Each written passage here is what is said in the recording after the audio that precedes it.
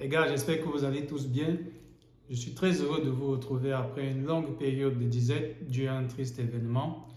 On repart de la meilleure des façons avec, comme d'habitude, le rendez-vous de vendredi, durant lequel je vais vous présenter les 4 principales rencontres à ne surtout pas manquer durant ce week-end européen. C'est vrai, il y a d'autres rencontres importantes, alléchantes, on va dire, mais j'ai fait le choix juste de sélectionner ces 4 différentes rencontres en question. Et surtout, restez connectés. À la fin de la vidéo, je vais vous donner mon pronostic par rapport à ces 4 rencontres-là pour ceux qui seront intéressés, par exemple, pour pouvoir placer un pari. Bien évidemment, n'oubliez surtout pas de liker, partager et aussi de vous abonner en activant la cloche de notification pour ne pas manquer les prochains rendez-vous. Le Real Madrid reçoit Cadiz demain samedi, à domicile bien évidemment au Bernabéu. On va dire répétition générale entre autres avant le match de demi-finale retour face au Bayern Munich la semaine prochaine. Mais toujours est-il que tout le monde le sait que demain, Carlo Ancelotti va faire jouer entre autres l'équipe bis, sensiblement la même équipe qui a joué la semaine dernière face à la Sociedad. Maintenant, on va voir un tout petit peu l'animation et les choix que Carlo Ancelotti va faire. Surtout que j'ai fait le choix de ce match parce que ça pourrait être un week-end décisif pour Madrid. Parce que s'il y a victoire de Madrid demain et que par après Barcelone ne fait pas un bon résultat face à Girone, Madrid sera champion d'Espagne. Donc, ce sera un tout petit peu à voir, malgré que ce sera l'équipe B du Real, on va dire. Surtout, je pense aussi que Ancelotti va essayer de faire jouer certains joueurs, entre autres, qui n'ont peut-être pas trop le rythme ces derniers temps. Hormis Arda Güler a confirmé, il sera titulaire. Courtois qui va faire son retour au goal également. Je pense également que Ancelotti va faire jouer Militao une fois de plus titulaire dans l'optique qu'il joue la demi-finale la semaine prochaine face au Bayern. Déjà qu'il a fait sortir Nacho avant la fin du match pour remettre Tchouaméni à l'axe. C'est un mauvais signe qu'il a envoyé à Nacho en tant que capitaine. Mais bon, on va dire quoi. Maintenant, on va voir si Militao est suffisamment en jambes. Mais pour moi, je pense que c'est un peu trop prématuré. Ancelotti, il faudrait qu'il fasse confiance encore à Nacho, selon moi. Mais en tout cas, on va voir si Militao est en forme. Ce qui est sûr, c'est qu'il mérite de jouer s'il a suffisamment de jambes, en tout cas. Hormis cela, on va voir. Jude Bellingham également, ces derniers temps, il n'est pas trop en jambes. La dernière fois, Ancelotti nous a dit qu'en Champions League, il a fait sortir parce qu'il avait des crampes. Donc là, on va voir. Peut-être qu'il va faire jouer Bellingham demain pour pouvoir retrouver un tout petit peu le rythme et retrouver des bonnes sensations.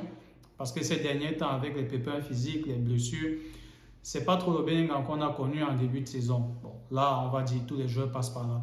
Donc je pense que peut-être il va donner un peu de temps à Bellingham ou en contrepartie, peut-être il va faire reposer, il va faire en sorte qu'il se repose pour qu'il soit suffisamment frais pour le match retour. Ce sera à voir en tout cas.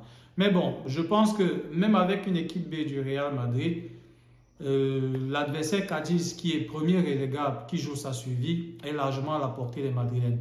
L'historique des 3 dernières rencontres entre ces 2 équipes donne les Madrilènes largement favoris. Donc, comme je vous l'ai dit, restez connectés en fin de vidéo pour pouvoir avoir mon pronostic par rapport à cette rencontre. D'autre part, je disais tantôt que ça dépendra du résultat de Barcelone par après.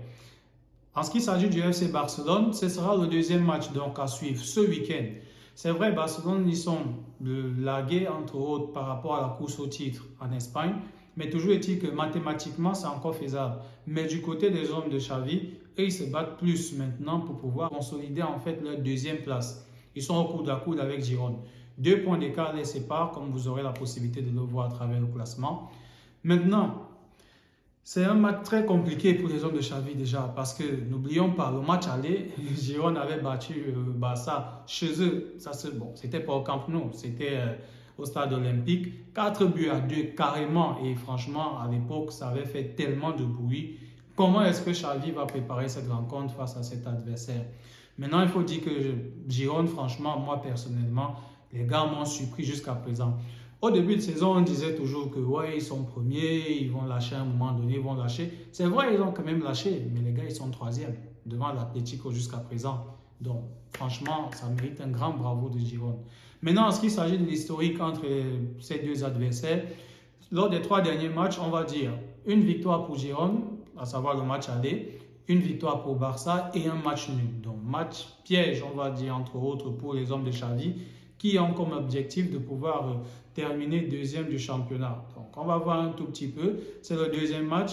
Passé cela, on va arriver donc bien évidemment la course au titre, coude à coude en Angleterre entre, tout le monde le sait très bien, Manchester City et Arsenal. Il y a Liverpool qui a été lâché. Les hommes de Jürgen Klopp, franchement, je pense plus que les gars encore, bon, mathématiquement c'est encore faisable, mais bon, on sait tous que et ils sont carrément largués. Donc, on va commencer par le match du leader actuel, Arsenal. Arsenal est leader bien évidemment parce que Manchester City, ils ont un match en moins, ils n'ont pas joué un match, donc s'ils gagnent ce match-là, forcément, ils seront devant Arsenal, à condition bien sûr de gagner le match du week-end.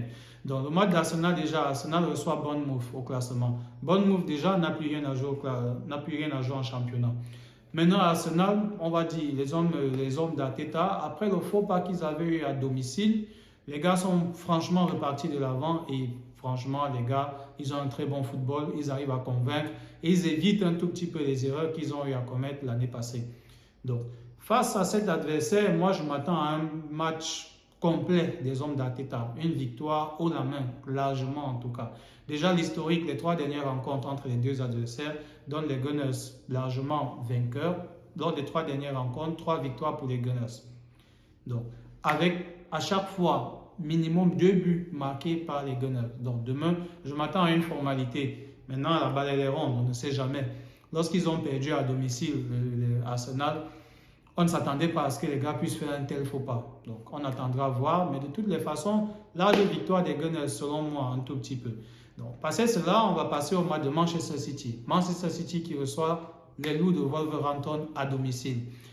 Manchester City reste sur une défaite face aux Wolves au match aller. Donc, je pense que Pep va bien préparer cette rencontre, vu qu'ils seront à domicile également, pour pouvoir, franchement, laver les gars de Wolverhampton correctement, en tout cas, pour prendre la revanche et surtout pour ne pas lâcher Arsenal. Surtout qu'Arsenal va jouer très tôt, donc à savoir à 12h, sensiblement 12h, 12h30. Donc, je vois les hommes de Pep Guardiola prendre le match très très au sérieux. Guardiola de son côté, à part le championnat, il a encore la possibilité, il a encore la finale de la Coupe qu'il devra jouer contre Manchester United. Donc, d'ici là, il a le temps, franchement, de pouvoir assurer, pourquoi pas, le championnat.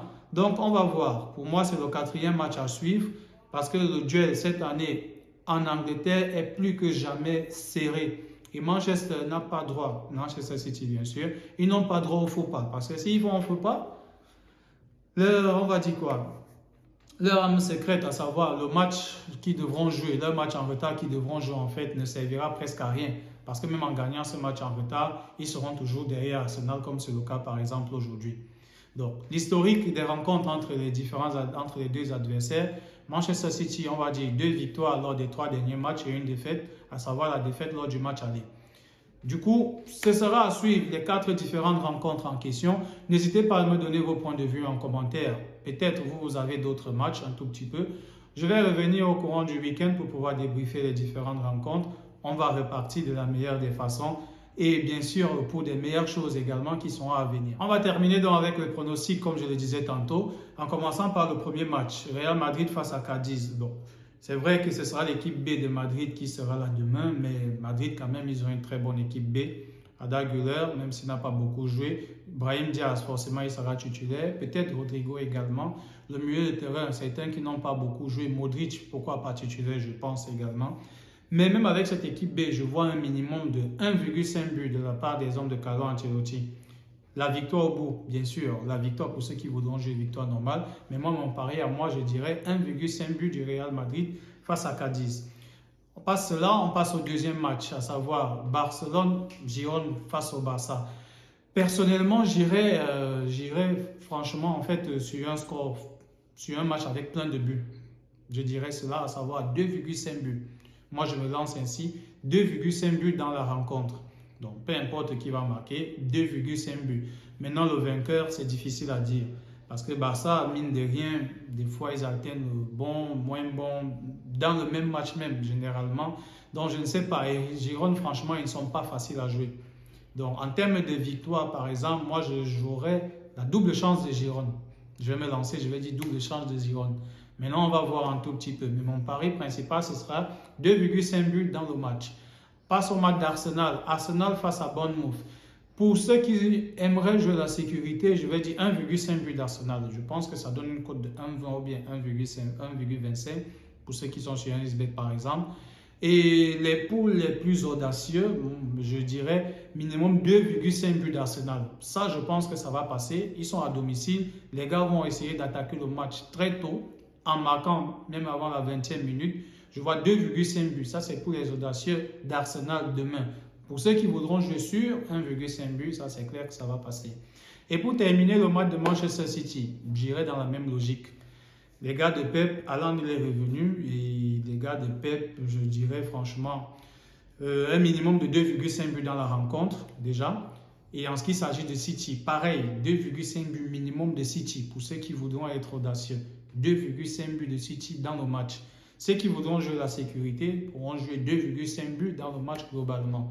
Donc moi, en termes de pronos, c'est ce que je pourrais donner pour les quatre matchs en question. Ça va donner sensiblement une cote, on va dire, avoisinant les 2,5 à 3 pour ceux qui vont jouer la sécurité. Maintenant, les audacieux qui vont essayer de faire une combinaison des 4 matchs en question se retrouveront sensiblement dans une cote avec une cote de 4 ou bien de 5. Mais de toutes les façons, on reste connecté pour les prochains rendez-vous. N'hésitez pas à me donner vos pronostics en commentaire. Et comme d'habitude, je me ferai un plaisir de vous lire, d'échanger avec vous également. Et je vous donne rendez-vous pour le débrief des différentes rencontres en question. En attendant, restez connectés.